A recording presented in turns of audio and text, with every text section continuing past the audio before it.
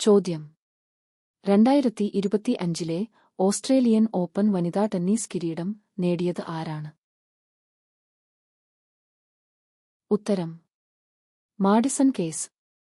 American താരമായ Madison keys ഫൈനലിൽ ബെലറൂസിന്റെ Aryna സബലെങ്കയെയാണ് തോൽപ്പിച്ചത്. സബലെങ്ക തുടർച്ചയായി 2 ഓസ്ട്രേലിയൻ ഓപ്പൺ സ്വന്തമാക്കിയ ശേഷം 2024-ലെ യു.എസ്. ഓപ്പൺ കിരീടവും നേടിയിരുന്നു. 2015-ൽ 33-ാം വയസ്സിൽ യു.എസ്. ഓപ്പൺ നേടിയ ഫ്ലാവിയ പെന്നറ്റിക്ക് ശേഷം ആദ്യ ഗ്രാൻഡ്സ്ലാം നേടുന്ന പ്രായം കൂടിയ താരവുമായി 29 വയസ്സുള്ള കേസ്.